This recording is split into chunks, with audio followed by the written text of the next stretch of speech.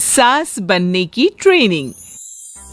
सुधा के बेटे की शादी होने वाली थी और वो इतनी एक्साइटेड थी कि आज मैं ऊपर आसमान नीचे, आज मैं आगे जमाना है पीछे। अरे हाँ भाग्यवान, तू सबसे आगे ही है। लेकिन हुआ क्या है? सास बनने वाली हूं मैं। अरे घर में एक नया सदस्य आ जाएगा, कितना अच्छा लगेगा ना। आप और राहुल तो ऑफिस चले जाते थे और मैं पागल की तरह घर में अकेली। अब तो मेरा साथ देने वाली आ रही है इस घर में। बहुत बहुत बहुत खुश हूं मैं। ओहो ठीक है बेगम, लेकिन अपनी खुशी को लगाम लगा कर रखो।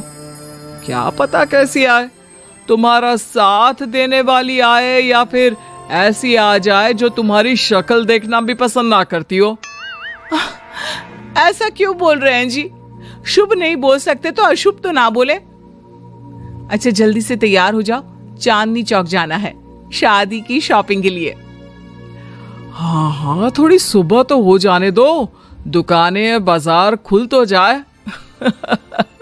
तुम सच में ना पागल हो गई हो बहू के आने की खुशी में। बेटा माँ की हरकतें देख रहा था। वो सारी बात फोन पर अपनी होने वाली बीवी राशि को बताता है। फिर पता है क्या हुआ? माँ ना सुबह 6 बजे ही पापा को चांदनी चौक जाने को कहने लगी। दूसरी तरफ राशि कहती है, अरे वाह, ये तो बहुत अच्छी बात है ना। सास इतना सोचने वाली मिल रही है, और क्या चाहिए। मैंने भी सोचा है मम्मी जी के साथ बहुत प्यार से रहूंगी, उनका ख्याल रखूंगी और प्यार करूंगी। राहुल भी खुश था, लेकिन बाजार में सुधा जी और उनके पति को एक अजीब सी दुकान दिखती है जिसके बाहर लिखा होता है, हमारे यहाँ सास बनने की ट्रेनिंग दी जाती है। ये देखिए जरा, लग रहा है आजकल के लोगों को कोई काम नहीं है। अरे सास बनने की भी ट्रेनिंग होती है क्या?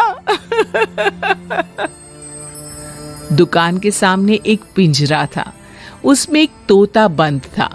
सुधा की बात सुनकर तोता बोल पड़ता है, अरे नादान औरत, अगर सास सही तो पूरा घर सही रहता है, परिवार बंधा रहता है और आने वाली जनरेशन संस्कारी होती है। लेकिन तू क्या समझेगी?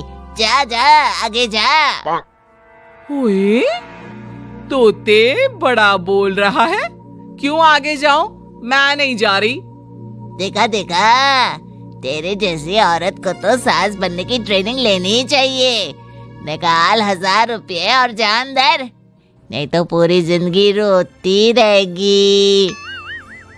सुधा को तोते की बात में दम लगता है। ए जी, निकालो ना जरा 1000 रुपए। अरे पागल हो क्या? जानवर की बात में आ रही हो? किस पागल आदमी की सुन रही हो, जिसे ये भी नहीं पता कि तोता जानवर नहीं पक्षी होता है। चलो निकालो 1000 रुपये और अंदर जाकर सास के रूप में जीवन को सफल कर लो। हाँ जी, बात तो ये सही बोल रहा है। कहाँ मैं आपकी बात में आ रही हूँ? मैं तो अंदर जा रही हूँ, 1000 रुपये दीजिए। पति क्या करता, बीवी की आज्ञा सर आंखों पर। लेकिन जैसे ही सुधा अंदर जाती है, सामने कई औरतें पहले से ही बैठी होती हैं। मेरी पहली बहू के वक्त मैंने इतना नहीं सोचा था, और आज वो मेरे सर पर चढ़कर नाचती है। गुरुजी, कोई उपाय बताए। तभी गुरु की नजर सुधा पर पड़ती है और वो आंखें बंद कर लेता है। तू पहले भी मेरी दुकान के सामने से होकर गई थी ना, तब क्यों नहीं आई? औरत जो कि गुरु के साथ मिली हुई थी। महाराज, तब पता नहीं था कि सच में सास बनने की भी ट्रेनिंग लेनी होती है। लगा था घर में कोई सदस्य आ रहा है जो सारा दिन मेरे साथ रहेगी, लेकिन ऐसा तो कुछ भी नहीं हुआ गुरुजी। चल फिर पैकेज लेकर 20,000 वाला कल से आ जाना। जी महाराज, गुरुजी की जय हो। वो औरत भी सुधा को देखती है और कहती है, सही जगह आई हो बहन। 10-20 हजार का मुंह नहीं देखना भाई, बस घर बस जाए तो सोचो गंगा नहा ली। बहुत कमा लेंगे अगर परिवार एक रहा, नहीं तो बुढ़ापा वृद्धाश्रम में बिताओ। सुधा डर जाती है। वो गुरु के पास जाती है और उन्हें पैसे देती है।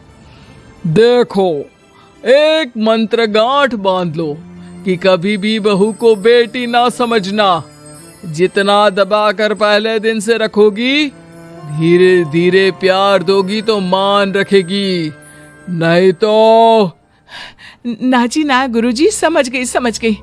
अरे भला हो भगवान का जो आपसे मिला दिया, नहीं तो मैं। हाँ, आगे बढ़ते जाए, पीछे और भी लोग हैं, सबको मौका दें। सुधा घर आ जाती है। राशि शादी करके घर आती है तो दिमाग में सास की वही छवि होती है जो राहुल ने दिखाई थी। देखो राशि, मैंने काम वाली हटा दी है। वो क्या है ना, 2000 महीने लेती थी, यानी कि 24,000 साल का, और 5 साल में उसे जोड़ो तो 1,20,000 रुपए। माँ जी, और 10 साल जोड़े तो? तभी राहुल आ जाता है। अरे बस, इतना मत जोड़ो, फिलहाल भूख लगी है, कुछ खाने को दो।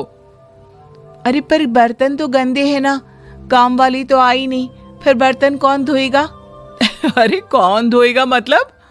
तू धोएगी? मैं? ठीक है, मैं धो लेती हूँ। धो कर देती हूँ, आप खाना बना ले। अरे खाना भी तू ही बनाएगी? ये क्या बात होती है माँ? क्या हो गया तुझे? कल तक तो कुछ और ही बोल रही थी। लेकिन सुधा का व्यवहार सुधरने का नाम ही नहीं ले रहा था। बहू और बेटा ससुर से बात करते हैं। पिताजी, क्या हो गया है माँ जी को? वो क्यों ऐसे व्यवहार कर रही है जैसे मैं कोई नौकरानी हूं? पिता क्या करता, बता देता है सारी कहानी कि कैसे सास का दिमाग एक गुरुजी ने खराब किया है। सास बनने की ट्रेनिंग? तो मामला ये है, वही मैं कहूं, कहां तो माँ बहू का इंतजार ऐसे कर रही थी मानो साक्षात कोई देवी आने वाली है, लेकिन व्यवहार नौकरानी जैसा। देखिए, माँ बुरी नहीं है, बस किसी ने उनका दिमाग खराब कर दिया है। तो ऐसे में मेरे पास एक आइडिया है। बहू फुसुर फुसुर करके पति और ससुर से बात करती है। अगले दिन बहू सास के सामने कहती है, अच्छा मैं जा रही हूँ, मेरी क्लास है। ये बोलकर बहू निकल जाती है। ये कौन सी क्लास करने जा रही है? पढ़ाई तो खत्म हो गई थी इसकी। अरे माँ, दरअसल वो ये सोचकर आई थी कि तुम माँ जैसी होगी, लेकिन यहाँ तुम तो तुर्रम खां बन गई हो। तो वो किसी बहू बनने की ट्रेनिंग वाली क्लास में गई है। ये बोलकर बेटा बाप की ओर देखता है और आंख मार देता है।